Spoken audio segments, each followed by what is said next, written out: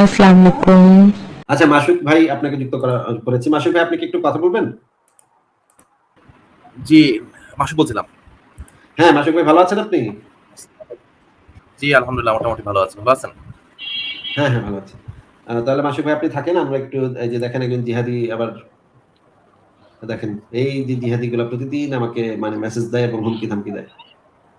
দেখতে পাচ্ছেন মাসুক ভাই? দেখছি তো আমি। যাক, মাশাআল্লাহ। না, এগুলাকে জিহাদি তোমাকে মানে লাথি মেরে বের করে দিলাম। মানে আ মাসুক ভাই, আপনাকে আমি একটা লেখা পড়ার মানে অনুরোধ করেছিলাম। সেই লেখাটা কি আপনি পড়তে পড়ে শেষ করতে পেরেছিলেন? ইসলামী দাসপ্রথা জি, ওইখানে ওইটা আমার মোটামুটি কিছু ওই তো যে কিছু তো পড়া হয়েছে। তারপরে আমি আর এগোতে পারিনি। আমার মানে যেটুকু পড়া হয়েছিল তারপরে বেশি দূর এগোতে পারিনি। মানে আমি নিজেও বিস্তৃত হয়েছি। পরবর্তীতে আর মানে ওদিকে মানে খেয়াল করা হয়নি। আচ্ছা, আপনি যতদূর পড়েছেন সেটার ভিতরে তো কি আপনি কোনো ভুল পেয়েছেন? ভুল তথ্য বা ভুল রেফারেন্স? না, তবে হচ্ছে যেহেতু ওখানে মানে আমাদের ওই লাইভটার পরে একটা লাইভ হয়েছিল মানে আমাদের কথা পেজ থেকে। সেখানে আমি মানে আমার মতামত যেটা আমি দিয়েছিলাম যেখানে ওয়াজিব ব্যাপারে যে মুকাতাব চুক্তি করার ব্যাপারে ওটা ওয়াজিব কি মুস্তাহাব, আ এইটা এই ব্যাপারে আমি একটা মত দিয়েছিলাম যে হচ্ছে বলেছিলাম যে এটা হচ্ছে মুস্তাহাব এবং পরবর্তীতে আমি যখন তাদের লাইভ থেকে এটাকে অপোজ করা হলো আমি পরবর্তীতে এটাকে পরবর্তীতে আরেকটু ফার্দার পড়ালেখা করে দেখলাম যে ইয়ে ইবনে কাসির তাফসীর ইবনে কাসির ওখানে উনি মানে উনি এই মতটাকে উনি যেটা বলেছে যে ইমাম মালিক, ইমাম আবু হানিফা এনাদের মতন উল্লেখ করেছেন যে এটা তাদের মতে আছে এটা হচ্ছে মুস্তাহাব এবং কিছু সংখ্যক উলামাদের মতে এটা হচ্ছে ওয়াজিব বলা হয়েছে কিন্তু তাদের সংখ্যা মানে খুব বেশি না এরকম ধরনের ভাষ্যই বলা হয়েছে যেটা তারা মানে যেই রেফারেন্স বা ইসলামিক ফাউন্ডেশনের যেই অনুবাদের কথা বলে থাকে সেই অনুবাদে অন্যান্য তাওহীদ পাবলিকেশন অনুবাদ বাদে মানে পরিপূর্ণ যে অনুবাদটা যেটা কাটছাট বাদে ওখানে এই কথাটা বলা আছে। দেখো এই ব্যাপারে বেশ মানে সরব কথাবার্তা হয়েছে আমি দেখেছি কিন্তু ব্যাপারটা যেটা ঘটেছে যে আসলে মানে যেখানে মানে একের অধিক মত পাওয়া যায় সেক্ষেত্রে একটা মত মানে একেবারে দৃঢ়ভাবে ধরার আমি ধরতে পারি কিন্তু অন্য মতকে আমি একেবারে তুচ্ছ-তাচ্ছিল্য করতে পারবো এটাও তো মানে সঠিক বলে আমার কাছে মনে হয় না। জি, এইটাই।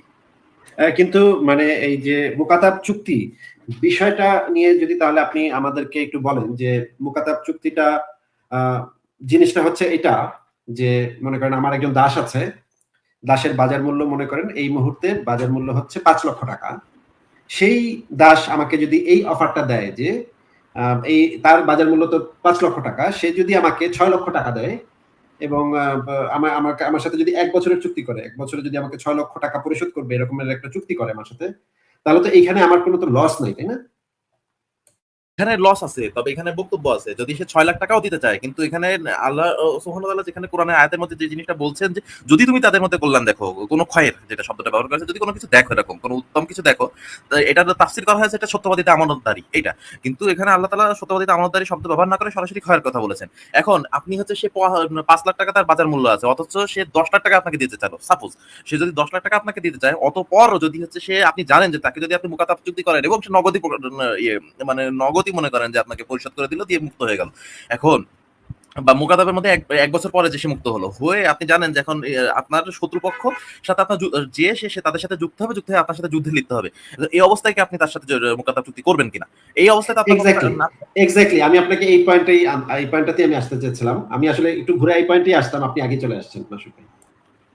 আচ্ছা, জি, এটাই হচ্ছে বলছি যে যদি এমন অবস্থায় হয় আপনাকে ১০ লাখ বা মনে করেন আপনাকে ৫ কোটি টাকা দিল। সেক্ষেত্রেও তো আপনার জন্য এই মানে চুক্তি করাটা আপনার জন্য জায়েজ হবে না। কারণ সে হচ্ছে আপনার বিপরীত শক্তিকে বা আপনার কুফর শক্তিকে বা আপনার যেই হোক আপনার শক্তিকে শত্রুকে সে সাহায্যকারী হিসেবে যুক্ত হচ্ছে। তাহলে এই ক্ষেত্রে তার জন্য মানে আপনার জন্য মানে মুকাদ্দাম চুক্তি করাটা জায়েজ হবে না বা একেবারে পুরো নিষিদ্ধ হয়ে যাবে। সুতরাং যেই আয়াতের মধ্যে আল্লাহ তাআলা যদি শব্দ ব্যবহার করেছেন যেখানে একটা কন্ডিশনাল এপ্লাই করেছেন সেটা জিনিসটা তো মানে কেউ তার বুঝ অনুযায়ী বলতে পারে ইটস ওকে পারফেক্টলি সে তার কাছে মনে হয়েছে তাই বুঝিয়েছেন যেহেতু উমর রাদিয়াল্লাহু তাআলার এই হাদিসটা রয়েছে সুতরাং এই একটা ব্যাপার কিন্তু এখানে একটা না, না, কন্ডিশনাল না। অ্যাপ্লাই না, না, না। ওমরের যে হাদিসটা আছে সেই হাদিসটার ব্যাখ্যা কি আপনি পড়ে দেখেছেন? না আমি ওখানে তো তার সে সমর্থবান ছিল যেটা হচ্ছে আনাস হ্যাঁ, রাদিয়াল্লাহু তাআলা হ্যাঁ সামর্থ্যবান ছিল এবং সে তার কাছে টাকা পয়সা ছিল। সেই দাসের কাছে টাকা পয়সা ছিল এবং সেটা সেখানে কোনো সমস্যা ছিল না। সেই দাসটাকে যদি মুকাতাব চুক্তি করত তাহলে কোনো সমস্যা ছিল না। এই কারণে মানে ওমর তাকে পিটিয়েছে। জি, এটাই কিন্তু যদি অন্য কোনো সমস্যা থাকে তারপরও সে অন্য কোনো সমস্যা থাকে যেটা আমি বললাম এরকম, বা এই ধরনের কোনো যদি কোনো ধরনের মানে সম্ভাবনা থাকে বা সন্দেহ থাকে, বা সে মানে মালিক সে যদি মানে গেস করে যে এরকম কোনো একটা সমস্যা হতে পারে, তাহলে সেক্ষেত্রে সেটা সে করতে পারে, বাতিল করে দিতে পারে। সুতরাং যেই জিনিসটা আমরা এখান থেকে আয়াতটা থেকে বুঝি যে এটা একটা কন্ডিশনাল সেন্টেন্স, যদির কথা বলা হয়, যদি তুমি তাদের মধ্যে কল্যাণ দেখো, তাহলে এই যদির কথা বলা হয় যে সেন্টেন্স গুলোতে, সেগুলো তো সাধারণত আমরা ওয়াজিব বা বাধ্য হিসেবে ধরে নিতে পারি না, মানে মূল মানে মেইন স্ট্রিম ভাবে, মানে একেবারে পুরো মৌলিক ভাবে। হ্যাঁ, আর কিছু সবসময় তো কিছু কন্ডিশন সব জায়গায় থাকে, ওই যে ছোট্ট করে লেখা থাকে শর্ত প্রযোজ্য, এটা তো আলাদা কথা। সে যদি সমর্থবান হয়, সে যদি ঋণ পরিশোধ করতে পারে, সে যদি মানে আমার বিপরীত পক্ষ শত্রু হিসেবে গণ্য হবে না ছেড়ে দেওয়ার পরে, আরো যতগুলো সব ক্রাইটেরিয়া পূরণ হয়ে গেছে, তারপরও যদি আমি হচ্ছে না করতে চাই, তখন আমাকে বলা হবে যে আচ্ছা তাহলে তুমি এত কিছু দেখার পরও যে সব সঠিক আছে, সব ঠিকঠাক, তারপরও তুমি তার সাথে কেন করলে? এটা একটা প্রশ্ন হতে পারে, প্রশ্ন করা যেতে পারে, সেটা একেবারে লাস্ট স্টেজ। তার আগে তো মনে করেন জিনিসটা স্বাভাবিকভাবে মুস্তাহাব হিসেবেই থাকে। এক্স্যাক্টলি আমি এটাই বুঝেছি। আমি বিভিন্ন আলেমদের লেখা থেকে তারা যে ব্যাখ্যাগুলো দিয়েছে, সেখানে আপনি যেটা বললেন সেই রকমই বলা আছে, সেই জিনিসটাকে মুস্তাহাবই বলা আছে। ওয়াজিবও বলেছে, দুই একজন সামান্য কিছু সংখ্যক লোক ওয়াজিব বলার কিছু চেষ্টা সংখ্যক করেছে, মানুষ কিন্তু ওয়াজিব বলেছে, কিন্তু কিছু সংখ্যক তাদের মানুষ ওয়াজিব তাদের বলেছে। ব্যাখ্যাটার ভিতরে আমি সেরকম কোনো ধরনের দেখি নাই যে তারাও কেউ কেউ সেই সমস্ত শর্ত ফুলফিল করার পরে ওয়াজিব বলেছে।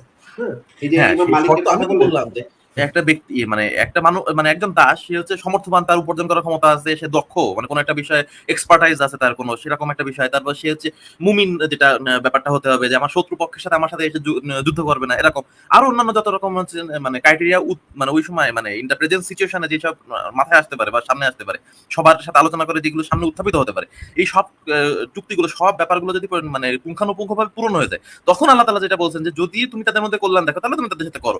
এই রুলিংসটা তার উপরে অ্যাপ্লাই হবে একেবারে ফাইনাল স্টেজে, তাকে সবকিছু একদম ফাইনাল স্টেজে। যদি মালিকের হাতে আর দ্বিতীয় কোনো অপশন না থাকে, আর কোনোই অপশন না থাকে, এক্ষেত্রে সেটা বলা যেতে পারে যে ওয়াজিব হয়ে গেছে। কিন্তু এ ব্যতীত যদি সামান্যতম মালিকের আপত্তি করার কোনো সুযোগ থাকে, তাহলে সে বলবে যে না, আমি করবো না। এতে তো আমি তো তার মধ্যে কোনো দোষ দেখি না। হ্যাঁ, ঠিক আছে, আমি বুঝতে পেরেছি। তাহলে আমি আমি কিন্তু এই যে যাদের কথা বললেন, যেই মানে লাইভের কথা বললেন, আমি তো যতদূর জানি যে তারা তো বলে যে ইসলামে দাস প্রথা বলে কিছু নাই। ইসলাম দাস প্রথাকে নিষিদ্ধ করেছে। এই কথাটা তারা বলে সবসময়। ইসলাম দাসপ্রথা আসলে কিভাবে নিষিদ্ধ করেছে আমি জানি না। এখন হচ্ছে ব্যক্তিগতভাবে যে জিনিসটা মানে আমি তাদের সাথে যতটুকু আলোচনা করে বুঝেছি, সেটা হচ্ছে যে মানে একটা লাইভে আমি গিয়েছিলাম বেশ অনেকদিন আগেই। তো ওইখানে বলা হয়েছিল যদি মানে পৃথিবীতে সবাই মুসলমান হয়ে যায়, তাহলে তো দাস আসার কোনো সুযোগ নাই। মানে এই কথাটা, এটা একটা হাইপোথেটিক্যাল সিচুয়েশন। কারণ বিপরীত হাদিসে আমরা জানি যেখানে বলা হয়েছে যে কিয়ামত পর্যন্ত জিহাদ চালু থাকবে এবং আমার উম্মতের শেষ দলটি দাজ্জালের বিরুদ্ধে জিহাদ করবে। এটা একটা হাদিসে আছে। সুতরাং মানে সমস্ত মানুষ মুসলিম হয়ে যাবে, বা এই যে হাইপোথেটিক্যাল সিচুয়েশন, এটা আসার কোনো সুযোগ বা এটা আসার কোনো মানে কল্পনা করারও দূরবর্তী কল্পনা করারও আমাদের হাতে কোনো অপশন থাকে না। যদি অপশন না থাকে, তাহলে তো আমাদের দাসের যে ইনকামিং যে সোর্সটা আমাদের, যেটা জিহাদ একটা মূল, এটা তো আমরা হচ্ছে মানে মানে অমিট করে দিতে পারি না। এটা আমাদের অমিট করা পসিবল হয় না। তাহলে তো আমাদের মানে জিহাদটাকে বাতিল করে দিতে হবে। তাহলে আবার জিহাদ বাতিল করে দিলে মানে এই জিনিসটা মানে এক পাশ ধরতে গেলে আরেক পাশ চলে যাচ্ছে। এরকম একটা মানে ওভারল্যাপিং একটা কোনো কিছু একটা হয়ে যাচ্ছে। সুতরাং এই জিনিসটা আমরা, এই হাইপোথেটিক্যাল সিচুয়েশনটা আমরা আসলে মানে আমলে আনতে পারছি না। সুতরাং যতদিন পর্যন্ত জিহাদ চলবে, ততদিন পর্যন্ত আমাদের দাস-দাসীর এই ব্যাপারটা থাকবে। যুদ্ধবন্দিনী বা হচ্ছে এই যে ব্যাপারটা আমাদের জিহাদের যে ক্রাইটেরিয়া বা যেই ফরমেশনটা আছে, এটা তো তাহলে কেমন পর্যন্ত থাকবে? তাহলে সেক্ষেত্রে তো আমরা এখন এইখানে মানে এই ব্যাপারে দাসের যে মূল যে ব্যাপারটা আমরা, হ্যাঁ ঠিক আছে, তারা যেটা বলছে যে মূলত একজন স্বাধীন মানুষকে আমি দাস হিসেবে বিক্রি করতে পারবো না। It's okay. কোরআন হাদিসে এইসব এটাকে হারাম করা হয়েছে। কিন্তু যেটা হচ্ছে কুফারদের বিরুদ্ধে যুদ্ধের মাধ্যমে যে জিনিসটা, এটা তো হালাল করা হয়েছে। তাহলে এটাকে হালাল করা হলে এবং জিহাদও তো বন্ধ করার কোনো কথা কোরআন সুন্নাহে আমরা পাই না। যেহেতু বরং এটাকে একেবারে কিয়ামত পর্যন্ত চালু রাখার ঘোষণাও আমরা পাই। মানে চালু থাকার ঘোষণাও আমরা পাই। তাহলে সেক্ষেত্রে দাস প্রথাটাকে তো কোনোভাবে মানে অমিট করে দেওয়ার কোনো মানে পদ্ধতি বা মানে এটাকে জাস্ট মানে এটাকে ইসলাম বৈধ করে নাই বা এরকম কোনো কিছু তো আমরা পাই না। যদিও আমরা দেখি যে, এবং আমরা দেখি যে কোরআনের মধ্যে বলা হয়েছে বহুবার, যেখানে বলা হয়েছে তোমাদের ডান হাত যার মালিকানা অর্জন করেছে, তাদের সাথে সহবাস করা বৈধ। এর ক্রাইটেরিয়া পড়ে মানে কোরআনে যে আয়াতটা বলা হচ্ছে সেটার কথা বলছি। সুতরাং এই যে এর থেকে আমরা তো কোনো জায়গায় মানে স্পষ্ট একটা জিনিসকে হারাম করতে গেলে স্পষ্ট আমাদের দলিল লাগে যে এই জিনিসটা হারাম। ওকে, এই হাদিস বা এই কোরআনের আয়াত দ্বারা এটাকে হারাম হয়ে গেল। এখন আমাদের ধারণা অনুযায়ী তো কোনো কিছুকে আমরা হারাম করতে পারি না। এটা তো আসলে কোরআন বা সুন্নাহ বা ইসলাম আমাদেরকে সেই মানে অধিকার, আমাদের সেই সুযোগ আমাদেরকে মানে আমাদের হাতে দেয় না। তাহলে তো আমরা, আমাদের মনে হচ্ছে না ভালো, বা আমাদের এটাকে আমি মন মতো আমি এটাকে হারাম বা এটাকে হালাল করে দেবো। এটা আমাদের মানে জাস্ট ব্যক্তিগত মানে খায়সাত পূরণকে বলা যায়, যাকে বলে নিজের ইচ্ছা বা নিজের হুইমস কে আমি হচ্ছে পূরণ করলাম, এটা বলা যেতে পারে। এই পর্যন্তই আমি বলতে পারি সর্বোচ্চ। কিন্তু তারা তাদের এখানে আমি শুনেছি যে তারা বলে যে দাসীর সাথে যৌন সঙ্গম করা সম্পূর্ণ হারাম। দাস-দাসী রাখাই নাকি হারাম করা হয়েছে। দাস-দাসীদের কেনা হয় নাকি মুক্ত করে দেওয়ার জন্য। কিনবে এবং মুক্ত করে দিবে। মুসলমানের আন্ডারে আসা মানেই মুক্ত হয়ে যাওয়া। এই রকমের কথাবার্তা তারা নাকি অনেক জায়গায় বলতেছে, বলে বেড়াচ্ছে এবং এগুলো তো সরাসরি ইসলামের যে মূল ঈমান আকীদার একদম পরিপন্থী। তো এরা নিজেদেরকে মানে মুসলিম দাবি করতেছে। এরা এই ইসলামটা তারা কোথা থেকে পাইলো? এই জিনিসটা আমি এখনো বুঝে উঠতে পারতেছি না যে এরা কোথা থেকে ইসলামটা আবিষ্কার করলো। এখন ইসলামকে ডিফেন্ড করতে হবে, ইসলামে যা আছে সেটাকে স্বীকার করে। আর হচ্ছে সেটাকে স্বীকার করে যে এটা ইসলামে আছে ভাই। আমার কিছু করার নেই। এটা ইসলামে আছে। এটাই সহজ কথা।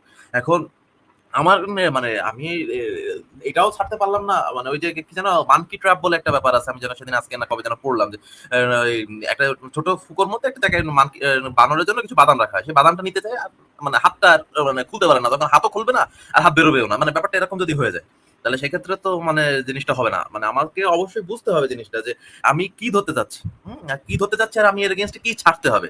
এই ধরা ছাড়ার ব্যাপারটা তো যদি ক্লিয়ার না করে না বুঝি আমি তাহলে তো আমি মানে কি হলো কি জানি না।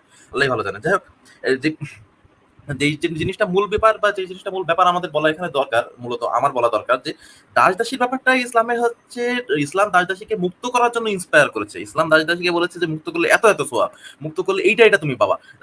মানে কোরআনে আছে, হাদিসে বর্ণিত আছে। কিন্তু কোথাও বলা নাই যে তুমি দাস-দাসী রাখতেই পারবা না। তোমার জন্য দাস-দাসী রাখা হারাম। এইটা কোথাও বলা নাই। এবং এটাও বলা নাই যে তুমি হচ্ছে যেমন যদি হচ্ছে স্পেসিফিক ক্ষেত্রে যে একজন পিতা-মাতা বা হচ্ছে বোন, এরা যদি কেউ মাতা, বোন বা এরকম ধরনের মানে ফুফু আরকি। ইনারা যদি কেউ দাসী হয়ে আসে তাহলে তাদের সাথে সহবাস করা বৈধ হবে না। এটা আলাদা ক্রাইটেরিয়া। আবার ওইদিকে হচ্ছে মুশরিক কোনো হচ্ছে নারী যদি হচ্ছে দাসী হিসেবে আসে তাহলে সে ইসলাম গ্রহণ না করা পর্যন্ত তার সাথে সহবাস করা বৈধ হবে না। কিন্তু তাকে তো দাসী হিসেবে রাখা যাবে না। এই মানে সে দাসী হিসেবে অবৈধ, মানে তার দ্বারা খিদমত নেওয়া যাবে না। ঘরের কাজ বা বাইরের ইনকামের কোনো কাজ করানো বা তাকে এই ধরনের কোনো কাজ, বৈধ কোনো কাজ যে তার মাধ্যমে আঞ্জাম নেওয়া যাবে না, খিদমত নেওয়া যাবে না, গ্রহণ করা যাবে না। এরকম কথা তো কোরআনের সুন্নাহয় কোথাও আমরা পাই না। মানে আমি এটলিস্ট পাইনি। অন্য কেউ তার ব্যাপার, সেটা হচ্ছে আমি তো তার দায়িত্ব আমার না। মানে আমি এই জিনিসটা আমার এই জিনিসটাই আসলে খুবই অবাক লাগে। এরা কোথা থেকে নতুন ইসলাম আবিষ্কার করতেছে এবং নতুন ইসলাম প্রচার করতেছে, যেটার সাথে নবীর ইসলামের কোনো সম্পর্ক নাই এবং কোরআনের কোনো সম্পর্ক নাই। এরা পাইলো কই ইসলাম? মানে খুবই অদ্ভুত কথা বলে। দাসীর সাথে যৌন সঙ্গম নাকি হারাম, এটা নাকি সম্পূর্ণ হারাম। এগুলা মানে হতভম্ব হয়ে যায়। তাহলে তো এটা হতে পারে যে তাদের কাছে নতুন ওহী আসছে, এই ধরনের কিছু একটা হইতে পারে। নতুন ওহী আসা ছাড়া তো আসলে এই জিনিসটা কেউ হারাম করতে পারে না, যেটা আল্লাহ এবং তার রাসূল হারাম করে নাই। ইসলামের ইয়াটাই হচ্ছে এটা যে আল্লাহ এবং তার রাসূল যেটা হারাম করেনি সেটা তো আর কোনো বাপের বেটার পক্ষে তো এটা হারাম করা সম্ভব না। এই যে এটা আমি একটা ফকিহুল মিল্লাত গ্রন্থ থেকে আমি একটা ফতোয়াও দেখিয়ে দিয়েছি, যে এখানে জিজ্ঞেস করা হয়েছিল যে শরঈবাদী কি, বাংলাদেশে কি এ ধরনের পদ্ধতি চালু আছে, চালু করার পদ্ধতি কি? তাদের সাথে নাকি সহবাস করা যায়।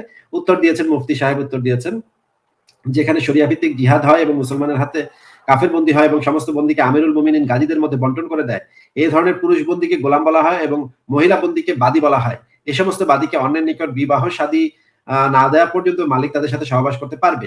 বর্তমানে পাক ভারত ও বাংলাদেশে এ ধরনের বাদী নেই, যাদের শরীয়ত ভিত্তিক বাদী বলা হয়। নিচে বলা হয়েছে যে দাস প্রথা বিলুপ্তির নেপথ্যে দাস প্রথা কখন, কিভাবে এবং কেন নিষিদ্ধ করা হয় এ ব্যাপারে জানাবেন এবং ভালো বইয়ের সন্ধান থাকলে জানাবেন। উত্তর দেওয়া হয়েছে, দাসী প্রথা ইসলামের পূর্বে ছিল, ইসলামের সূচনাকালে তার প্রচলন ছিল, বর্তমানেও শর্ত সাপেক্ষে তার শরঈ হুকুম বিদ্যমান রয়েছে। যখন কাফেরদের সাথে মুসলমানদের ধর্মীয় যুদ্ধ সংগঠিত হবে তখন যুদ্ধবন্দীদের গোলাম বানানো যাবে। বর্তমানে জাতিসংঘের ঘোষণা অনুযায়ী বিশ্বের প্রায় প্রতিটি দেশের প্রতিনিধিরা এ ব্যাপারে অঙ্গীকারাবদ্ধ হয়েছে যে একে অপরের কয়েদিদের গোলামবাদী বানাবে না। তাই বর্তমানে প্রায় দেশেই এই প্রথা বিলুপ্তি ঘটে। তবে তা কখন, কিভাবে, কেন নিষিদ্ধ হয় তা আমাদের জানা নেই।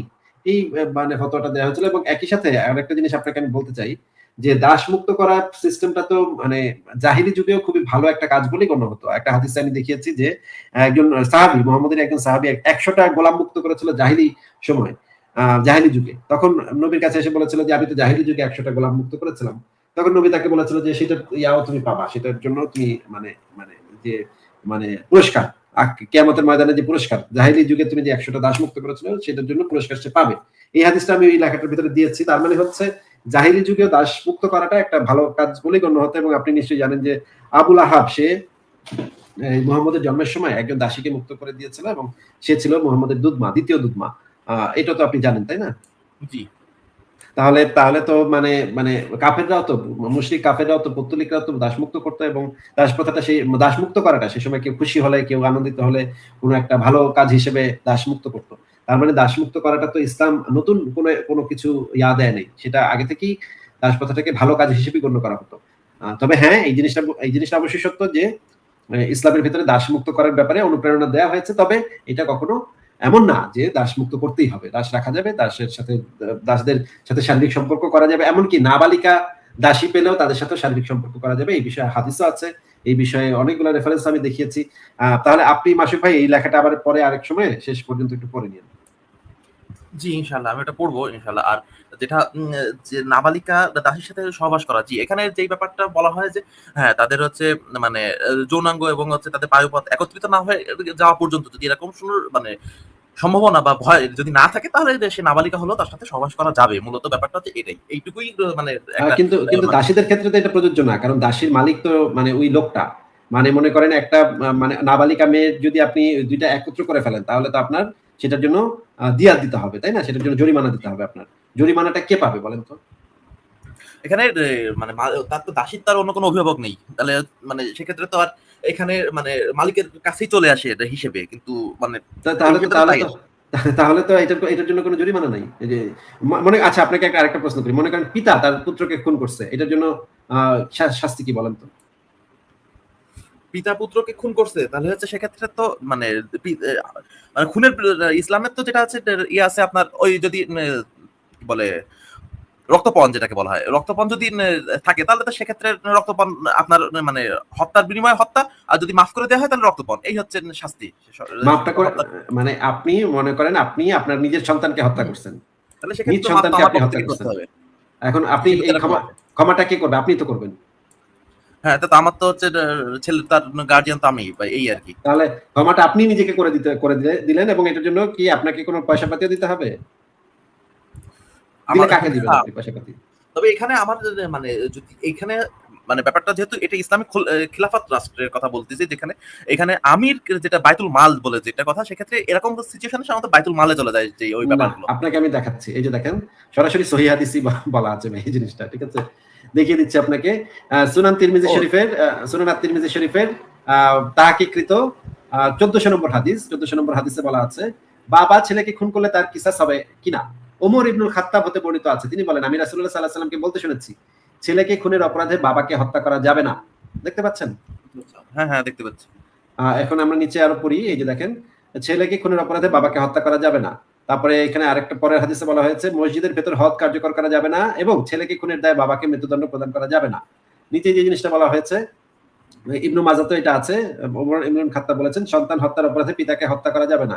এই যে দেখেন, নিচে আরো বলা হচ্ছে যে ইসলামী আইনশাস্ত্র বইতে যে জিনিসটা লেখা আছে সেটা আমরা একটু দেখে নিই। দেখেন যে এখানে লেখা আছে, কোন ব্যক্তির স্বীয় পিতামাতা দাদা দাদি নানা নানি কাহাকে হত্যা করিলে হত্যাকারীর মৃত্যুদণ্ড হইবে। পিতা পর্যায়ক্রমে পুত্র বা নাতিকে হত্যা করিলে হত্যাকারীর মৃত্যুদণ্ড হইবে না, কিন্তু দিয়াত প্রদান বাধ্য করা হইবে। কিসাস সম্পর্কিত আয়াতের নির্দেশ সাধারণভাবে যে কোনো হত্যাকারীর ক্ষেত্রে প্রযোজ্য। তাই কেহ নিজ পিতা বা মাতা দাদা ইত্যাদিকে হত্যা করলে হত্যাকারী পুত্র পৌত্র মৃত্যুদণ্ড হবে, কিন্তু পিতা বা মাতা পুত্রকে, দাদা বা দাদি পুত্রকে এবং নানা ও নানি দৌহিত্রকে হত্যা করিলে হত্যাকারীর মৃত্যুদণ্ড হইবে না। রাসূলুল্লাহ সাল্লাল্লাহু আলাইহি ওয়াসাল্লাম মহানবী উপরোক্ত ব্যক্তি কিসাসের সাধারণ নির্দেশ বহির্ভূত রাখিয়াছেন। সুরাকা ইবনে মালিক বলেন, আমার উপস্থিতিতে রাসূলুল্লাহ পিতৃ হত্যার অপরাধে পুত্রের উপর কিয়াস কার্যকর করিয়াছেন এবং কিসাস কার্যকর করেছেন, এবং পুত্র হত্যার অপরাধে পিতার উপর কিসাস কার্যকর করেন নাই। এখানে বলা হচ্ছে, ওমর ইবনুল খাত্তাব বলেন, পুত্র হত্যার অপরাধে পিতার উপর কিসাস কার্যকর হইবে না। ইবনে আব্বাস হতে বর্ণিত, পুত্র হত্যার অপরাধে পিতার মৃত্যুদণ্ড হইবে না। এই ক্ষেত্রে দিয়াত প্রদান বাধ্যতামূলক হইবে। পুত্র পৌত্র দৌহিত্রগণ পুত্রের অন্তর্ভুক্ত, এবং দাদা দাদি ও নানা নানি পিতা মাতার অন্তর্ভুক্ত। এখানে যে দিয়াতটা দিতে হবে, সেই দিয়াতটা যদি সেই পিতাই যদি একমাত্র ওয়ারিশ থাকে, তাহলে তো আর দিয়াতও দিতে হবে না।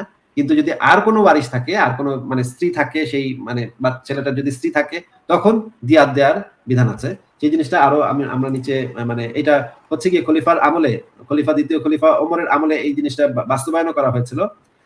মুসনাদে আহমদের 346 নম্বর হাদিসে যেটা বলা আছে, এক ব্যক্তি তার ছেলেকে ইচ্ছাকৃতভাবে হত্যা করলো। ওমর ইবনুল খাত্তাব নিকট এই ব্যাপারে অভিযোগ দায়ের করা হলো। তিনি হত্যাকারীর উপর 100 উট জরিমানা ধার্য করলেন, তার মধ্যে 30টি হিক্কা, 30টি জাজআ এবং 40টি ছানিয়া। তিনি বললেন, হত্যাকারী উত্তরাধিকার পায় না। এই যে হত্যা করেছে সে তো এই ইয়াটা পাবে না। আর আমি যদি রাসূলুল্লাহ সাল্লাল্লাহু আলাইহি ওয়াসাল্লামকে এই কথা বলতে না শুনতাম যে পিতাকে সন্তান হত্যার জন্য মৃত্যুদণ্ড দেওয়া হবে না, তাহলে আমি তোমাকে অবশ্যই মৃত্যুদণ্ড দিতাম। এই যে উত্তরাধিকারটা পেল, এই যে মানে জরিমানাটা পেল, এইটা পাবে হচ্ছে গিয়ে তার অন্য ওয়ারিশরা। যদি অন্য ওয়ারিশরা থাকে, কিন্তু যদি পিতা ছাড়া আর কোনো ওয়ারিশ না থাকে তাহলে তো পিতাই পায়। আচ্ছা আচ্ছা, ঠিক আছে। না এখানে হাদিসটা তো ক্লিয়ার, যেখানে দেখা গেল ওইটা তো, সুতরাং ওইটা হওয়ার পরে তো তাহলে এই ক্ষেত্রে হত্যা করা যাবে না, কিন্তু দিয়াত কার্যকর হবে, তাহলে এটা তো ইয়ে হয়ে গেল, মানে ক্লিয়ার হয়ে গেল। তাহলে আমি যেটা বোঝাতে চাচ্ছি যে মনে করেন আপনি যদি দাসীর মালিক হয়ে থাকেন, লিগ্যাল মালিক হয়ে থাকেন, তাহলে দাসীর ক্ষেত্রে দাসীর মনে করেন পায়ুপথ এবং যোনি আপনি মানে একজন মুমিন এমন ভাবে তার সাথে যৌন সঙ্গম করছে যে যেটা একদম ফেটে গেছে, এখন এটার জন্য মনে করেন 10,000 টাকা জরিমানা হলো। এই জরিমানাটা তো পাবে হচ্ছে কি সেই মালিকই তো পাবে, তাই না? তার মাল, তার তো সে একটা মাল, তাই না? বুঝতে পেরেছি। তার মানে হচ্ছে এই যে দাসের ক্ষেত্রে এই জিনিসটা তো প্রযোজ্য না। যে মানে কোনো ক্ষয়ক্ষতিও যদি আপনি করে ফেলেন সেটার জন্য তো প্রযোজ্য না। হ্যাঁ, যদি আপনি বড় ধরনের কোনো দুর্ঘটনা ঘটায় ফেলেন তখন কিছু হাদিসে আছে যে এত বড় দুর্ঘটনা ঘটায় ফেলে তখন তাদেরকে মুক্ত করে দেয়া আপনার জন্য ইয়া হবে। মুক্ত করে দেয়াটা আপনাকে মানে প্রেসক্রাইব আপনাকে মানে ইয়া দিবে, পরামর্শ দিবে যে আপনি মুক্ত করে দেন তাকে বরঞ্চ। হ্যাঁ? কিন্তু যেমন ওই যে আপনি হ্যাঁ, বলেন। যে যে হাদিসটা যেখানে এক সাহাবী তার দাসীকে একটা চড় মেরেছিল বা এরকম প্রহার করেছিল, তাকে পরবর্তীতে সে রাসূল সাল্লাল্লাহু আলাইহি ওয়াসাল্লাম এসে বললেন যে আমি এই করে ফেলেছি। তখন রাসূল সাল্লাল্লাহু আলাইহি ওয়াসাল্লাম শেষ করে মানে তিনি রাসূল সাল্লাল্লাহু আলাইহি ওয়াসাল্লামকে এসে বললেন যে আমি তো তাকে এই করেছি। আমি কি তাকে মুক্ত করে দেব? তখন রাসূল সাল্লাল্লাহু আলাইহি ওয়াসাল্লাম বললেন যে তুমি তাকে আমার কাছে নিয়ে আসো। যখন সে ওই দাসীকে রাসূল সাল্লাল্লাহু আলাইহি ওয়াসাল্লামের কাছে নিয়ে আসলেন, তখন রাসূল সাল্লাল্লাহু আলাইহি ওয়াসাল্লাম হাদিসের বর্ণনা, মুসলিমের বর্ণনা অনুযায়ী যে তিনি তাকে জিজ্ঞেস করলেন, রাসূল সাল্লাল্লাহু আলাইহি ওয়াসাল্লাম দাসীকে জিজ্ঞেস করলেন যে আল্লাহ কোথায়? সে বলল যে আসমানে। আসমানের দিকে ইঙ্গিত করে বলল আসমানে। তখন তিনি নিচের দিকে তাকে বললেন যে ইঙ্গিত করে বললেন যে আমি কে? তিনি বললেন যে সেই দাসী বলল যে আপনি আল্লাহর রাসূল। তখন সেই মানে রাসূল সাল্লাল্লাহু আলাইহি ওয়াসাল্লাম সেই সাহাবীকে বললেন যে তুমি তাকে মুক্ত করে দাও, কারণ সে মুমিনা। মুমিনা। এই যে যে ব্যাপারটা, এখান থেকে আমরা বুঝতে পারি যে যদি এরকম কোনো ঘটনা ঘটে থাকে এবং সে যদি মুমিনা হয় তাহলে তাকে আযাদ করে দিতে হবে। এটা দিয়া মুস্তাহাব মানে হিসেবে আমরা গণ্য করতে পারি। হ্যাঁ, এটা কিছু ক্ষেত্রে এই ধরনের ঘটনা ঘটেছে এবং কিছু ক্ষেত্রে মুক্ত করে দিতে বলা হয়েছে। কিন্তু এই যে মানে আপনি যে মারলেই যে আপনাকে মানে ইয়া করে দিতে হবে এমন কোন বিধানও ইসলামে আসলে নাই। আপনি যদি মারেন, আপনি যদি প্রচন্ড টর্চার করেন তাহলেও যে আপনাকে মুক্ত করে দিতেই হবে এমন কোন বাধ্যবাধকতা নাই। সেটার দলিলও আমি দেখিয়ে দিয়েছি এই লেখাটার মধ্যে। আমি যে জিনিসটা আপনাকে মানে করতে চাচ্ছি সেটা হচ্ছে আগে সেটা একটু দেখায় নেই। যে এই যে আমি যে কথাটা বললাম যে নাবালিকা মেয়ের সাথে যে নাবালিকা দাসীর সাথে যে এই যে সুনান আদ-দারিমি হাদিস গ্রন্থে 1212 নম্বর হাদিসে যে জিনিসটা বলা আছে যে এক লোক একটি দাসী ক্রয় করলো যে এখনো হায়েজে উপনীত হয়নি আর গর্ভধারণের মতো বয়সও তার হয়নি। এমত অবস্থায় সেই লোকটি কতদিন তার থেকে সম্পর্কহীন থাকবে? এখানে সম্পর্কহীন বলতে যৌন সম্পর্কের কথা বোঝানো হয়েছে। যেহেতু এটা হায়েজের সাথে মানে প্রশ্নটাই হচ্ছে হায়েজ এবং গর্ভধারণের বিষয়। তিনি বলেন ৩ মাস। আরেকজন বলেছেন যে ৪৫ দিন। ইয়াহিয়া ইবনু আবি কাসির বলেছেন ৪৫ দিন পরের হাদিসটা। আরেকজন বলেছেন যে ১ মাসই যথেষ্ট। তার মানে হচ্ছে এই যে বাজার থেকে যদি একজন মুসলিম যদি একজন বাচ্চা মেয়েকে কিনে নিয়ে আসে, মানে ৫-৬ বছরের বাচ্চা মেয়েকে যদি কিনে নিয়ে আসে তার সাথে তো যৌন সঙ্গম করতে পারবে। মানে হয়তো ১ মাস বা ৪৫ দিন বা ৩ মাস অপেক্ষা করতে হবে কিন্তু তারপর তো করতে পারবে, তাই না ভাই? জি, মানে এখানে তো মানে ইমাম জুহরি রহিমাহুল্লাহকে জিজ্ঞেস করা হচ্ছে যে ৩ মাস। এখানে মূলত ৩ মাস ১ মাস, এটা ১ মাসও অনেক গ্রহণযোগ্য মতে আছে। যেটা মনে করেন ৩ মাস ১ মাস গ্রহণযোগ্য মত আছে। জি। এটা তো এই। তবে কি হচ্ছে মানে ইচ্ছাকৃতভাবে আমি যেটা বলতে চাচ্ছি যে ইচ্ছাকৃতভাবে একজন দাসীর সাথে সহবাস করা বৈধ, সে হচ্ছে যে বয়সী হোক, সেটা তো আমি বলছি না যে করা যাবে না। কিন্তু ইচ্ছাকৃতভাবে মানে তাকে মানে হার্ম করা বা ক্ষতি করা, এটা তো ইন্সপায়ার করে না, বা যেটা এটাকে তো মানে প্রমোটও করে না। আমি যেটা বলতে চাচ্ছি কিন্তু যে একটা শিশুর সাথে সেক্স করাটাই তো তাকে হার্ম করা ভাই। একটা শিশুর সাথে হুম। যেকোনো ধরনের যৌন আচরণটাই তো তার সাথে একটা হার্মফুল আচরণ হবে। হ্যাঁ, শিশুর সাথে তো সেটা তো কিছুটা মনে করেন যে মানে আ এখানে আবার এক্সট্রা হার্ম কেন করতে হবে? একটা শিশু তো শিশু। তাকে মাথায় যৌন চিন্তা নিয়ে তাকে স্পর্শ করা, মানে শুধুমাত্র টাচ করাটা, এটাও তো তার জন্য একটা হার্মফুল একটা ব্যাপার। এটা থেকে তো তাকে মুক্ত রাখতে হবে। তার জন্য তার মানে শৈশবটা, তার মানে অন্ততপক্ষে শৈশবটা এমনভাবে রাখতে হবে সে যেন কোন ধরনের ভয়-ভীতি, কোন ধরনের যৌন লালসার শিকার না হয়। কারোর যৌন লালসার শিকার না হয়। সে যেন স্বাধীনভাবে তার শৈশবটা উপভোগ করতে পারে। আমরা যদি একটা শিশুকে এই শৈশবের বয়সটুকু পর্যন্ত যদি আমরা তাদেরকে এই ব্যবস্থাটা করতে না পারি যে তারা এই শৈশবের বয়সটা তারা মানে যেকোনো ধরনের এগুলার থেকে মুক্ত থাকবে, তাহলে তো ভাই আমাদের আর কিছু মানে আমরা সভ্য পৃথিবী বলেই তো কিছু থাকে না, তাই না? এখানে ব্যাপারটা আসলে মানে দাস-দাসী ব্যাপারটা আসলে একটু কিছুটা মনে করেন ক্রিপি ব্যাপার-স্যাপার থাকে। মানে এখানে কি বলবো? যে মানে এখানে যখন একটা ব্যক্তি যদি হচ্ছে মানে আপনি এই হাদিসটা আমরা দেখলাম যে একজন বাজার থেকে দাসী ক্রয় করে নিয়ে আসলো যে হচ্ছে এখন হায়জের অবস্থায় বয়সে উপনীত হয় নাই বা গর্ভধারণের বয়সে সে উপনীত হয় নাই, এমন অবস্থায় তার সাথে মানে তার সাথে কতদিন বিরত থাকবে, তার মানে এমন অবস্থায় তার সাথে সহবাস করার বৈধতা এখান থেকে পাওয়া যায়, যেহেতু ইমাম জুহুরি রহিমাহুল্লাহ ওনার মত যেটা 3 মাস, অন্যান্য অনেকের মতে যেখানে 1.5 মাস এবং হচ্ছে কোথাও 1 মাসও আছে। যাই হোক, মূল কথা হচ্ছে যেটা 3 মাস উনি হয়তো বলেছেন, যেটা আমাদের ওই কোরআনের ইদ্দাতের সময়ের উপর ভিত্তি করে উনি কথাটা বলেছেন। সুতরাং এক্ষেত্রে মানে তার বৈধতা পাওয়া যায়, কিন্তু মানে এখানে জিনিসটা আসলে আম, কোন অ্যাঙ্গেল থেকে দেখা যাচ্ছে আমি বলতে পারছি না। আমি হচ্ছে ইসলামের শরীয়তের দৃষ্টিকোণ থেকে বলতেছি যে এখানে তার সাথে সহবাস করাটা যেহেতু বৈধতা দেয়, কিন্তু ইসলামে এটা বলে যে না, তার সাথে সহবাস করা যাবে কিন্তু তাকে হার্ম করা যাবে না, এইটা বলে। এখন আমরা এটাই এই পর্যন্তই বলতে পারি আর কি। জি। কিন্তু আমার কাছে তো আমার মতামত হচ্ছে যে একটা শিশুর সাথে যে কোনো যৌন আচরণই হচ্ছে হার্ম করা। এক্সট্রা আবার হার্মের কি আছে? মানে যে কোনো কিছু করাটাই হচ্ছে তাকে হার্ম করা। যে বাচ্চাটা এখন পর্যন্ত যৌনতা সম্পর্কে সিদ্ধান্ত নিতে সক্ষম না, সে তার বডি, এটা হচ্ছে তার বডি, সে তার বডি সম্পর্কে এখন পর্যন্ত সিদ্ধান্ত নিতে সক্ষম না, তাকে যে কোনো ধরনের যৌন স্পর্শ, যে কোনো ধরনের তাকে করা, মানে যেগুলা করে আর কি। ভাই আপনি কি বুঝতেছেন না যে যে কোনো একজন মানে পেডোফাইল সে তো এই জিনিসটা সুযোগ নিবে, মানে এই যে বিধানটা, এই বিধানটার সুযোগটা সে নিবে না?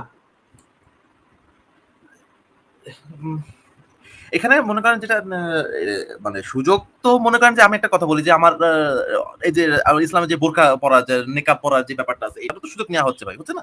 এবং দাড়ি টুপি যারা আছে, এই দাড়ি টুপি রেখেও তো মানুষ এইটা দাড়ি টুপিরও তো সুযোগ নেওয়া হচ্ছে, হচ্ছে না ভাই? সুযোগ তো চাইলে তো ভাই মানে এটাকে আপনি কিভাবে ঠেকাবেন? মানে এটা তো মানে না, না, যেটা আমাদের আমরা তো ঠেকাতে চাই ভাই, আমরা তো ঠেকাতে চাই, আমরা আইন করি সেগুলোর বিরুদ্ধে। হ্যাঁ, জি। আমরা যখন একটা জিনিস, একটা ঘটনাকে ঠেকানোর চেষ্টা করি, তখন আমাদের সবচেয়ে প্রথম কাজ হচ্ছে সেটার বিরুদ্ধে একটা আইন করা।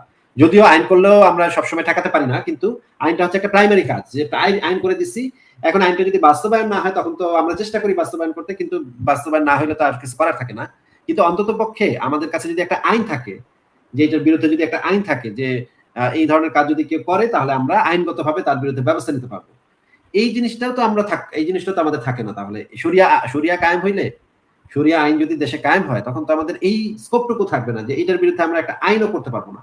যে একটা বাচ্চা শিশুকে, 5 বছরের একটা শিশুকে যদি বাজারে বিক্রি করা হচ্ছে এবং একজন পেডোফাইল মুসলিম সে বাচ্চা শিশুটাকে বাসায় নিয়ে গিয়ে তার সাথে সেক্স করতেছে, এটা তো আমি কোনো আইন দিয়ে তখন তাকে ঠেকাতে পারবো না। তার শরিয়া আইন তো তাকে এই পারমিশনটা দিচ্ছে।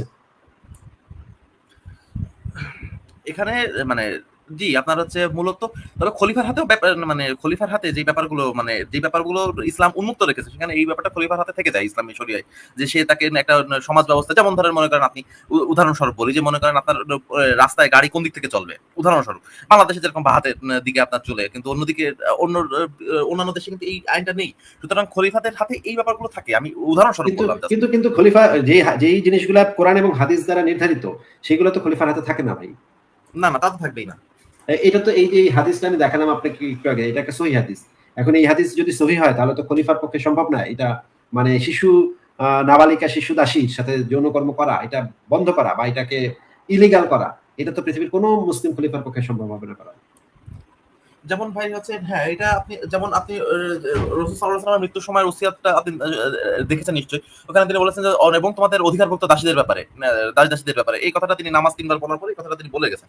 সুতরাং এইটাকে আমরা হচ্ছে ইনসিস্ট করেছি, মানে ইসলামে ইনসিস্ট করা হয়েছে প্রচুর পরিমাণে, মানে খুবই যাতে ইনসাফ করা হয়, তাদের সাথে ভালো ব্যবহার করা হয়। সুতরাং এইখানে কিন্তু যেহেতু এখানে জিনিসটা এই পর্যায় পর্যন্তই রাখা হয়েছে, যেমন রাতের তাহাজ্জুদের নামাজ, এটাকে প্রচুরবার বলা হয়েছে যে এটা এই সওয়াব আছে, এই এত ভালো পূর্ববর্তী ভালো মানুষরা এই কাজ করেছে, কিন্তু এটাকে কিন্তু বাধ্য করে দেওয়া হয় নাই। ঠিক আমরা কিছু ব্যাপারটা এইভাবে রাখা হয়েছে। আরেকটা যে ব্যাপারটা বলবো বলে মনে করেছিলাম সেটা হচ্ছে যে মানে ইসলামের মূল বর্ণনা অনুযায়ী, কোরআনের বর্ণনা অনুযায়ী যে লাহু মাহফিস সামাওয়াতি ওয়াল আরদ, মানে আল্লাহর জন্যই দুনিয়ায় যা কিছু আছে এবং আসমানে যা কিছু আছে। এই বর্ণনা থেকে আমরা বলছি যে মূলত আমরা আমাদের বডি, বা মনে করেন যে এই বডির মালিক কিন্তু আমরা না। সুতরাং এই ক্ষেত্রে এই যে যেটা মানে যেটাকে মানে মানে ইসলামী শরিয়া যেটাকে মানে আপনাকে যেটাকে হারাম বলেছে সেটাকে আমরা হারাম হিসেবে ধরি, যেটাকে হারাম হিসেবে হারামের বাইরে, মানে হারামের ক্রাইটেরিয়া বাইরে রেখেছে সেটাকে আমরা হারামের ক্রাইটেরিয়া বাইরে রাখি।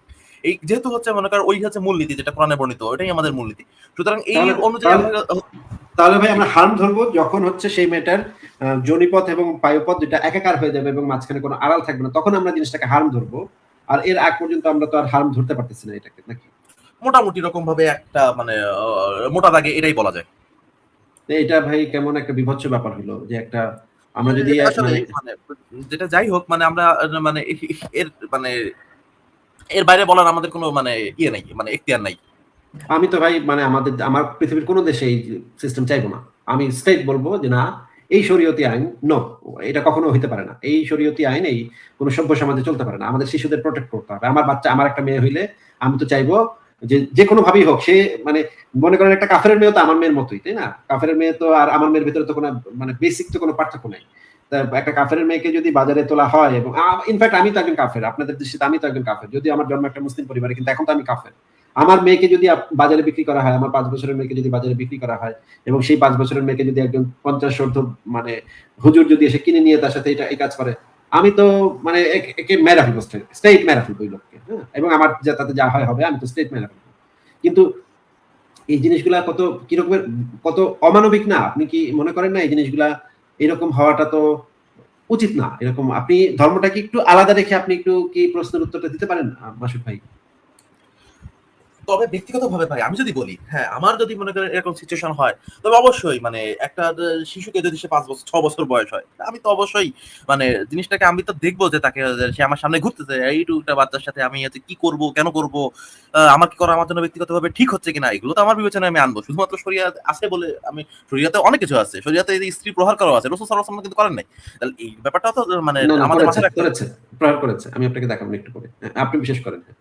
আচ্ছা, যাই হোক আমি যে হাদিসটা পড়েছি সেটাই হচ্ছে লেখা নেই। আচ্ছা, ওইটা পরে আসছে। মানে এরকম আপনার হচ্ছে যে জিনিসটা মূলত আমি বলতে চাচ্ছি যে আপনার সামনে রয়েছে, আপনাকে এটা কেউ বলে নাই যে তুমি এটা করো। আমি বলেছি তুমি যদি করো তাহলে তোমার কোনো দোষ হবে না। এই কথা। কিন্তু আমার সামনে রয়েছে এখন এটা তো আমার হাতে হচ্ছে উন্মুক্ত। আমি চাইলে করতে পারি, না চাইলে না করতে পারি। এটা আমাদের করতেই হবে এমন কোনো কথা না। যখন আমার সামনে আসবে তখন আমি না এইটুকু বাচ্চার সাথে আমার করতে হবে কেন? আমার না করলে তো আমার কোনো সমস্যা হচ্ছে না। তো ইটস ওকে, যে জিনিসটা আইনে আছে থাক। ওইটা হচ্ছে আমার জন্য উন্মুক্ত আছে থাকুক। আমাকে উন্মুক্ত আছে থাকুক বলেই যে আমাকে সেটা এপ্লাই করতে হবে ব্যাপারটা তেমনটা না। না, এইটাই না, হচ্ছে আপনি তো ব্যাপারটা আমি এপ্লাই কথা করছেন বলতে না চাচ্ছি। মাসুদ ভাই। আপনি তো এপ্লাই করছেন না। আপনার কথা তো আমি বলছি না। আপনি তো নিশ্চয়ই ব্যাপারটা বুঝতে পারবেন যে এইজন্য এপ্লাই করবেন না। কিন্তু সমাজে তো কিছু মানুষ তো সবসময় এরকম থাকবে যারা হচ্ছে যে এই জিনিসটা করতে চাইবে। এই যে এই জঘন্য বিকৃত মানসিকতা চরিতার্থ করতে চাইবে, যারা শিশুদের প্রতি যৌন আকর্ষণ বোধ করে। এখন তারা তো চাইবে এই কাজটা করতে, এবং তারা যখন দেখতেছে যে একদম লিগ্যালি তারা এই কাজটা করতে পারতেছে, একদম কত সুন্দর শরীয়তের বিধান তাদেরকে কত সুবিধা দিয়ে দিচ্ছে এই কাজটা করার, তখন তো তারা এই কাজটা তো খুব মনের সুখে করবে। এবং তাদেরকে আমরা আটকানোর বা তাদেরকে থামানোর কোনো আইনগত প্রসিডিওরও তো আমরা নিতে পারবো না যে এটা এই কাজটা তোমরা করতেছো, এটা তোমরা করতে পারবে না। কোরআন হাদিসে যেহেতু আছে জিনিসটা, সেহেতু তো আমরা তাদের থামাইতে পারবো না। তাহলে আমরা সেই বাচ্চাদেরকে প্রোটেক্ট করবো কিভাবে? এই ব্যাপারে আসলে মানে এই ক্ষেত্রে মানে আমার হাতে কোনো সলিউশন নেই। আমি আপাতত মানে এখন দিতে পারতেছি না। তাহলে হচ্ছে পরবর্তীতে হয়তো ঘেঁটে দেখতে হবে যে আসলে এই ধরনের সিচুয়েশনে কি করা যেতে পারে বা করার কোনো উপায় আদৌ আছে কিনা। যেহেতু আমি এখানে কিছু দেখতে পাচ্ছি না যেখানে এই ব্যাপারটা এই মানে ইসলাম এইভাবে রেখে দিয়েছে। সুতরাং এর বাইরে তো মানে এখানে আমি ব্যক্তিগতভাবে বলতে পারি। কিন্তু এখানে আমি ব্যক্তিগতভাবে বলতে পারি। যদি আমি খলিফা হই মনে করেন, আমি হচ্ছে উদাহরণ হিসেবে বললাম যে মানে মনে করার সাপোজ হিসেবে যদি কখনো হয় তাহলে আমি আমার হাতে এটা রয়েছে যে না, যেহেতু শিশু অবস্থায় ৬ বছরে তুমি একটা আমি এজ লিমিট করে দিতে পারি যে হচ্ছে না আমার আইনে আমার আন্ডারে এত নিচে এই কাজটা করা যাবে না। এটা আমি হচ্ছে করে দিতে পারি। আমার হাতে এখতিয়ার আছে যেহেতু এটা ওপেন আছে। কিন্তু এটা আমি চলে গেলে লোকজন আর আমার কথা মানতে কিন্তু বাধ্য না। এই সেম মানে ঠিক সেমলি যে হচ্ছে মনে করেন যে আমি চলে গেলে বা আমার পরে যদি কেউ আসে সে যদি সে আইন বহাল রাখে, রাখলো না রাখলে সে হচ্ছে মানবে না। সেক্ষেত্রে আমরা মানে ওই জিনিসটাকে মানে যেভাবে আছে সেভাবে রেখে দিয়ে ছাড়া আমাদের আর কিছু করার নেই। তাহলে আমার শেষ প্রশ্ন মাসুদ ভাই, এই আলোচনার শেষ প্রশ্ন হচ্ছে যে আপনি কি বাংলাদেশের শরীয়তি আইন চান? প্রত্যেক মুসলমানই হচ্ছে ভাই প্রত্যেক মুসলমানই একজন মুমিন হিসেবে সবাই সে শরিয়ত আইন কায়েম মানে শরিয়ত আইন চায় বা সে চায় যে ইসলাম প্রতিষ্ঠিত হোক। এটা সবাই চায় ভাই। এটা আমি হচ্ছে তার ব্যতিক্রম কেউ না। তো খুবই আফসোসের ব্যাপার, খুবই আফসোসের ব্যাপার যে মানে আপনাকে আমি দেখাচ্ছি অনেক যে ভালো, ভালো জিনিস আছে ভাই। ইসলামে অনেক ভালো, ভালো জিনিস আছে। যে জিনিসটা আপনার এখন আপাতত এই যে কি জিনিসটা কি ভালো জিনিস আছে যেটা আমরা একটা সেকুলার সোসাইটিতে আমরা যেটা করতে পারি না? এরকম কি ভালো জিনিস ইসলামের মধ্যে আছে যেটা আমরা একটা সেকুলার সোসাইটিতে আমাদের পক্ষে করা সম্ভব না? বলেন তো। দেখেন ভাই আমি আপনাকে বলি যে আমার বর্তমান কথা বলি যেমন আমাদের দেশের কথা বলি যেমন আমাদের হচ্ছে মানে ফ্র্যাঙ্কলি স্পিকিং যে আমাদের দেশে একটা মানুষের তার বাৎসরিক অলমোস্ট 15% হারে ট্যাক্স দেয়া লাগে। ট্যাক্স।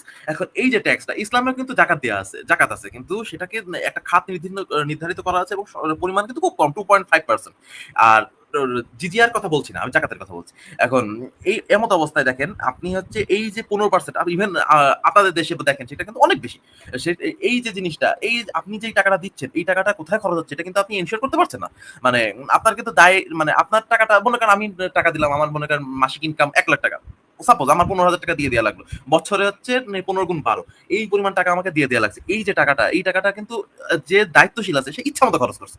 এ কিন্তু হচ্ছে মানে আপনি আপনি চাচ্ছেন না যেখানে আহ, সেখানে খরচ হয়ে যাচ্ছে। মাসুক ভাই, আমি সেকুলার কান্ট্রি বলতে জেনুইনলি সেকুলার কান্ট্রির কথা বলছি। বাংলাদেশের মতো ধ্বজভঙ্গ বা বাংলাদেশের মতো রাষ্ট্রধর্ম ইসলাম অথচ সেকুলার, এইরকম রাষ্ট্রের কথা বলছি না। আমি একটা জেনুইন সেকুলার কান্ট্রির কথা বলছি আপনাকে। মনে করেন আমি যে দেশে আছি সেই দেশটা একটা সেকুলার দেশ, যদিও এই দেশে খ্রিস্টান ডেমোক্রেটিক পার্টি শক্তিশালী, বেশ শক্তিশালী। গত মানে অনেক বছর ধরে তারা ক্ষমতাতে ছিল, এই সম্প্রতি তারা নামছে ক্ষমতা থেকে। কিন্তু এই দেশের মানে সংবিধান অনেক ক্ষেত্রেই, বেশিরভাগ ক্ষেত্রে সেকুলার একটা সংবিধান। আমি আপনাকে একটা মানে জেনুইন সেকুলার কান্ট্রির কথা বলছি, যে জেনুইন সেকুলার কান্ট্রিতে আমি তো প্রায় 35 থেকে 40% এর মতো ট্যাক্স দিই, এবং এখানে আমি তো কোনো, আমার তো কোনো হতাশা নাই, আমি তো খুশি। কারণ আমি যেই সার্ভিস গুলা পাচ্ছি রাষ্ট্র থেকে, যে সার্ভিস গুলা পাচ্ছি, আমি যদি এই মুহূর্তে ফোন দিই 5 মিনিটের মধ্যে মানে পুলিশের গাড়ি আসবে, 5 মিনিটের মধ্যে অ্যাম্বুলেন্স আসবে, অ্যাম্বুলেন্সে আসলে আমার সমস্ত চিকিৎসা, আমার যদি ক্যান্সার হয়, আমার যদি কিডনি নষ্ট হয়, আমার যদি যে কোনো ভয়ঙ্কর রোগ হয়, আমার জন্য চিকিৎসা ফ্রি। সরকার রাষ্ট্র আমার সেই চিকিৎসার ব্যবস্থা করবে। আমার চিকিৎসা নিয়ে আমার জন্য আমার টাকা জমাইতে হবে না, আমার কিছু করতে হবে না। আমার জাস্ট গিয়ে আমার হেলথ ইন্স্যুরেন্স কার্ডটা দেখাতে হবে যে এই যে আমার হেলথ ইন্স্যুরেন্স কার্ড, আমি সরকারি সুবিধা, সরকারি যে চিকিৎসা সেটা পেয়ে যাব। আমি এই যে এত সুন্দর রাস্তাঘাটে আমি চড়তে যাচ্ছি, রাস্তাঘাট পরিষ্কার পরিচ্ছন্নতা থেকে শুরু করে সমস্ত কিছু, আমি 35% থেকে 40% ট্যাক্স দিই। আমার তো কোনো আফসোস নাই। তো আমি তো খুশি, এই ট্যাক্স দিয়ে তো আমি খুশি যে আমি আমার যতটুকু টাকা বাঁচতেছে, আমি যতটুকু টাকা মানে এই চাকরি থেকে পাচ্ছি, সেটা দিয়ে তো আমি, এখানে জিনিসপত্রের দামও কম। এখানে ইনফ্যাক্ট দুধ, রুটি, চাল এগুলোর উপর সরকার ভর্তুকি দেয়, টমেটো সরকার ভর্তুকি দেয়, প্রচুর পরিমাণে ভর্তুকি দিয়ে এগুলোর দাম একদম কমের ভিতরে রাখা হয়, যেন একদম সাধারণ মানুষ যেন এই জিনিসগুলো প্রচুর পরিমাণে কিনতে পারে এবং খেতে পারে। দুধ, ডিম, রুটি, এই জিনিসগুলোর অনেক কম দাম। হ্যাঁ, বাংলাদেশের থেকে এখানে কম দাম এই জিনিসগুলোর। তাহলে আমি তো এই যে জেনুইন সেকুলার একটা দেশ, জেনুইন সেকুলার দেশে তো আমি আনন্দিত। এখানে থেকে তো আমার তো, আমি আমার ধর্মটাকে এখানে জিজ্ঞেস করবে না, আমার কখনো মাথা নিচু করে অবনত মস্তকে আমার ট্যাক্স দিতে হচ্ছে না। আমি একজন আত্মসম্মান নিয়ে, আমি যখন ট্যাক্স দিই আত্মসম্মান নিয়ে ট্যাক্স দিই, এবং আমি যখন ট্যাক্স অফিসে যাই, এই জার্মানির ট্যাক্স অফিসে যখন আমি যাই, আমি যেহেতু একজন ট্যাক্স পেয়ার, অনেকদিন ধরে ট্যাক্স দিচ্ছি, আমাকে তারা স্যার বলে সম্বোধন করে। ট্যাক্সের যারা মানে যারা যে অফিসে যারা থাকে তারা আমাকে স্যার সম্বোধন করে। তারা আমাকে খুবই সম্মানের সাথে কফি খাওয়ায়, খুবই সম্মানের সাথে আমার সাথে কথা বলে, এবং আমি তাদেরকে নানা ইয়াও দিতে পারি, নানা পরামর্শ পর্যন্ত দিতে পারি। তারা যদি আমার সাথে দুর্ব্যবহার করে, সেখানে একটা বক্সও আছে, যে বক্সে তাদের নামে আমি কমপ্লেনও করতে পারি যে আমি একজন ট্যাক্স পেয়ার, আমার সাথে দুর্ব্যবহার করছে, সেই লোকে চাকরি পর্যন্ত চলে যাবে। আমি আপনাকে এরকম একটা সেকুলার স্টেটের কথা বলতেছি, যে সেকুলার স্টেটে এমন কি সম্ভব না যেটা আপনার শরিয়া রাষ্ট্রে, একটা জেনুইন শরিয়া রাষ্ট্রে আপনার, মানে আমি কিন্তু খারাপ শরিয়া রাষ্ট্রের কথা বলতেছি না, মানে করাপ্টেড শরিয়া রাষ্ট্রের কথা বলতেছি না, আমি একদম কোরআন হাদিস মোতাবেক একদম 100% সহি শরিয়া রাষ্ট্রের কথা বলতেছি।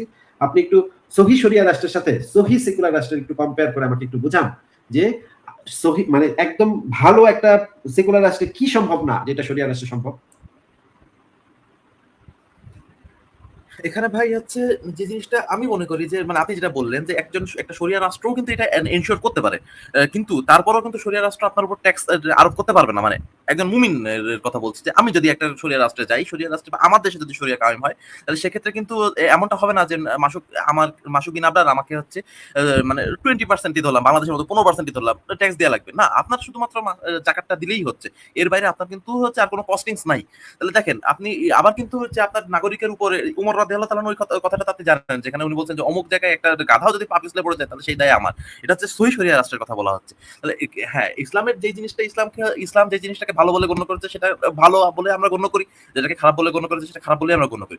এই কিছু কিছু ক্ষেত্রে হয়তো বা এই সেকুলারিজমের সাথে বা সেকুলার যে মূলনীতি বা মূলধারা যেটা তাদের হচ্ছে আইডিওলজি, এর সাথে ইসলাম আইডিওলজি কন্ট্রাডিকশন আছে, খুব ভাবে আছে। এটা অবশ্যই আছে, এটা সমস্ত শরিয়া মানে শরিয়া বলবো কি সংবিধানেই থাকে। একটা সংবিধানের সাথে আরেকটা সংবিধানের কিছু না কিছু কন্ট্রাডিকশন থেকেই যায়। সুতরাং ইসলাম তো হচ্ছে মনে করেন সমস্ত কিছুর এগেইনস্টে একটা, তার ইসলামের একটা স্বতন্ত্র সংবিধান রয়েছে, যেটা জাহেলিয়াতের কিছু জিনিস যেটা ভালো ছিল সেটা রেখে দিয়েছে, আর যেটা ভালো ছিল না সেটাকে মানে অ্যাবলিশ করে দেওয়া হয়েছে পুরোপুরি। এখন এই হচ্ছে ব্যাপারটা মূলত এখানে একটা, মানে প্রত্যেকটা সংবিধানে কিছু জিনিসকে ভালো হিসেবে গণ্য করে, কিছু জিনিসকে খারাপ হিসেবে গণ্য করে। এখন ইসলামের ব্যাপারটা হচ্ছে ইসলাম দাবি করতেছে যে এটা যেহেতু আল্লাহর পক্ষ থেকে এসেছে, সুতরাং এটা যেটাকে ভালো বলে সেটাই ভালো, কারণ লেজিগনেশনের যে পুরো ব্যাপারটা এটা হচ্ছে আল্লাহ কর্তৃত্বাধীন, সুতরাং আমরা এখানে কিছু করতে পারি না। কিন্তু মাসিক ভাই, আমি মানে আল্লাহ যেটা চেয়েছে সেটাই ভালো, এই যুক্তি যুক্তিটা চাচ্ছি না, আমরা যে পরীক্ষা করে দেখতে পারি কোনটা ভালো কোনটা মন্দ, এমন একটা পরীক্ষাযোগ্য এমন একটা ঘটনা, এমন একটা জিনিসের কথা বলেন যেই জিনিসটা একটা জেনুইন সেকুলার রাষ্ট্র করতে পারছে না, কিন্তু ইসলামিক শরিয়া রাষ্ট্র সেটা করতে পারতেছে। আমি আপনাকে অনেক উদাহরণ দেখাতে পারবো এরকম, যে যেটা শরিয়া রাষ্ট্র ফেল করবে, যেটা একটা সেকুলার রাষ্ট্র সেটা করতে পারবে। আমি এরকম অসংখ্য উদাহরণ দেখাতে পারবো। আপনি আমাকে অন্তত একটা উদাহরণ দেখান যে ভালো কাজটা শুধুমাত্র এই যে আল্লাহর উপরে ছেড়ে দেন না, আল্লাহর জিনিসটা তো আমরা মানে যাচাই করে দেখা আমার পক্ষে সম্ভব না, এখন আল্লাহর কাছে জিজ্ঞেস করা সম্ভব না যে আল্লাহ তুমি কি আসলেই শরিয়ার কথা বলছো নাকি বলো না, এটা তো মানে আমরা ভেরিফাই করতে পারতেছি না। আমরা যেন ভেরিফাই করতে পারি জিনিসটা, এমন একটা ঘটনার কথা বলেন বা একটা আইনের কথা বলেন যেটা হচ্ছে শরিয়া আইনে ভালো, কিন্তু সেকুলার রাষ্ট্র সেটা কখনো করতে পারবে না। সেকুলার রাষ্ট্র সেটা করতে পারবে না, কি বলবো আমি এখন? যেমন আমি আপনাকে একটা উদাহরণ দিই, তাহলে আপনি আরো ভালোভাবে বুঝতে পারবেন। যেমন একটা সেকুলার রাষ্ট্রে যে কেউ যে কোনো ধর্ম পালন করতে পারে, কারোর কোনো মানে ইয়া নাই, কোনো সমস্যা নাই। কে যে মূর্তি পূজা করতে চাচ্ছে সে, মানে কেউ যদি এমনকি সুপারম্যান পূজা করতে চায়, কেউ যদি স্পাইডারম্যান পূজা করতে চায়, বাসায় সুন্দর করে স্পাইডারম্যানের মূর্তি বানায় এসে দুমদুমা হাত পূজা করতে পারে, কেউ তাকে বিন্দু মাত্র কোনো ডিস্টার্ব করবে না। হ্যাঁ, রাষ্ট্র ইনফ্যাক্ট জিজ্ঞাসা করবে না তুমি ভাই তুমি কি নিয়ে পূজা করো, কি নিয়ে কি করো। সে তার মানে ধর্ম পালন করতে পারবে, তার ধর্ম প্রচার করতে পারবে, তার চার্চ বানাতে পারবে, স্পাইডারম্যানের চার্চ বানায় সে মানে মানুষকে দাওয়াতও দিতে পারবে। এই সুবিধাটা আপনিও পাবেন, একজন মুসলিম হিসেবে আপনিও এই সুবিধাটা পাবেন। আপনি যদি মানে ইউরোপে আসেন, তাহলে মানে সব ইউরোপিয়ান দেশ না, মানে কয়েকটাতে একটু সমস্যা আছে, কিন্তু জার্মানিতে আসলে আপনিও আপনার ধর্মটা প্রচার করার যথেষ্ট সুযোগ পাবেন। আপনি রাস্তায় দাঁড়ায় দাঁড়ায় কোরআন বিতরণ করতে পারবেন, মানুষকে শরিয়ার পথে, ইসলামের পথে আসতে বলতে পারবেন। এই সুবিধা আপনি পাবেন। কিন্তু আমি ইনফ্যাক্ট নাস্তিকরাও তাদের নাস্তিকতা প্রচার করার সুযোগ পাবে, এটা পাবে একটা মানে সেকুলার রাষ্ট্রে। কিন্তু একজন হিন্দু কখনো কোনো শরিয়া ভিত্তিক মুসলিম রাষ্ট্রে গিয়ে তার ধর্ম প্রচার করতে পারবে না, বা একজন খ্রিস্টান পারবে না, একজন ইহুদি পারবে না, একজন নাস্তিকও পারবে না।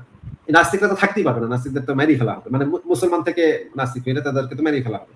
আমি আপনাকে এই জিনিসটা দেখালাম যে একটা সেকুলার রাষ্ট্রে একজন মানুষ ধর্ম পালন বা ধর্ম না পালন, ধর্ম গ্রহণ বা ধর্ম ত্যাগ, যে কোনো কিছুর সম্পূর্ণ অধিকার পায়। এটা তার ব্যক্তিগত পছন্দ অপছন্দের ব্যাপার, ব্যক্তিগত বিশ্বাস অবিশ্বাসের ব্যাপার, এখানে রাষ্ট্র কখনো ইন্টারফেয়ার করবে না। কিন্তু একটা শরিয়া রাষ্ট্রে সবসময় আপনার উপরে একটা নিয়ন্ত্রণ থাকবে, রাষ্ট্র আপনাকে নিয়ন্ত্রণ করবে। এই জিনিসটা তো মানে মানুষের জন্য আমরা মানে পরীক্ষা করে দেখতে পারি এটা মানুষের জন্য ভালো। আপনি যত মুক্ত থাকবেন, যত স্বাধীন থাকবেন, তত তো আপনি বেটার ফিল করবেন, তাই না? একজন নাগরিক হিসেবে তো আপনি তত বেটার ফিল করবেন যে এই রাষ্ট্রে আমি মুক্তভাবে কথা বলতে পারি, মুক্তভাবে থাকতে পারি, মুক্তভাবে হাঁটতে পারি। আপনার রাস্তাটা যত কমিয়ে দেওয়া হবে, আপনাকে যত সেন্সর করা হবে, আপনাকে যত কম কথা বলতে দেওয়া হবে, তত তো আপনি মানে স্বাচ্ছন্দ্য বোধ করবেন না, তাই না? মনে করেন আজকে ভারতে একটা আইন করলো যে মুসলমানরা তাদের ধর্ম প্রচার করতে পারবে না, তাহলে তো সেটা তাদের জন্য একটা অবিচার হবে, তাই না? অন্যরা করতে পারলে মুসলমানরা কেন করতে পারবে না? তাহলে তো অবিচার হবে। আমি বোঝাতে চাচ্ছি যে এই যে সেন্সর করাটা, আপনার অধিকারটা কমিয়ে দেওয়াটা, এই অধিকার কমিয়ে দেওয়াটা তো খারাপ। এটা তো আমরা পরীক্ষার মাধ্যমে দেখতে পারি, এটা তো আমাদের আল্লাহর উপরে ছেড়ে দিতে হচ্ছে না, আমরা নিজেরাই দেখতে পাচ্ছি যে জিনিসটা খারাপ। আপনি আমাকে এইরকম একটা উদাহরণ দেখান যে জিনিসটা আমরা নিজেরাই বুঝতে পারবো যে এই জিনিসটা সেকুলার রাষ্ট্রে খারাপ কিন্তু শরিয়া রাষ্ট্রে ভালো। ভাই এখানে একটা হচ্ছে বক্তব্য আমার আছে, একটা জিনিস আমি পয়েন্ট বলতে চাচ্ছি, পরে আরেকটা জিনিস বলবো, দুটো বিষয়। এক নম্বর বিষয়, আচ্ছা দ্বিতীয় নম্বর বিষয়টা আগে বলি, যেটা হচ্ছে যে ইসলামে আপনি এই হাদিসটা জানেন যেখানে বলা হচ্ছে যে মুমিনের কাছে দুনিয়া হচ্ছে কারাগার স্বরূপ, আর মানে কাফিরদের ক্ষেত্রে এটা হচ্ছে দুনিয়া হচ্ছে জান্নাত স্বরূপ। এই কথাটা যেটা বলা হয়েছে হাদিসে, আমরা জানি হাদিসটা। সুতরাং মানে একটা শরিয়া রাষ্ট্রে বা একটা মুমিন যারা এখানে বাস করবে, তাহলে তারা এই জিনিসটাকে মুসাফির বা একজন কারাগারের বন্দী হিসেবে সে নিজেকে কল্পনা করে সেই একটা মুমিন এই দুনিয়া জীবন পার করে, এই একটা বিষয়। আর আরেকটা বিষয়, এবার প্রথম যে বিষয়টা বলতে চাইছিলাম সেটা হচ্ছে যে যেমন আপনি যদি যেটা বললেন যে একটা সুপারম্যানের পূজা যদি করতে পারে, আমি উদাহরণস্বরূপ বললাম যে এটা একটা এবং দাওয়াতও দিতে পারবে। এখন বা মানুষের তার অনেক মানে স্বাধীনতা আছে, হ্যাঁ, এই স্বাধীনতার কিন্তু একটা ব্যাড সাইডও আছে। আপনি একটা এক্সপেরিমেন্টাল জিনিস কিন্তু অনেক সময় মানে খারাপ রূপ নিয়ে নিতে পারে, আপনি কিন্তু জানেন না সেটাকে। ইসলাম কিন্তু এই যে জায়গাটা মানে একদম অঙ্কুরে বিনষ্ট করে দিচ্ছে যে না, ইসলাম এই জিনিসটা একেবারে করাই যাবে না বলে দিচ্ছে। আচ্ছা, এই একই কাজ যদি হিন্দুরা করে, মানে হিন্দুরা যদি মনে করে তাদের ধর্মটা সত্য এবং আর কারো ধর্ম প্রচার করা, মুসলমানরা ধর্ম প্রচার করতে পারবে না, খালি হিন্দুরাই ধর্ম প্রচার করতে পারবে, এই জিনিসটা যদি করে, তাহলে তো আপনি কি তখন অধিকার বঞ্চিত হচ্ছে আপনার, এটা মনে করবেন নাকি বলবেন যে ওরা ঠিকই আছে?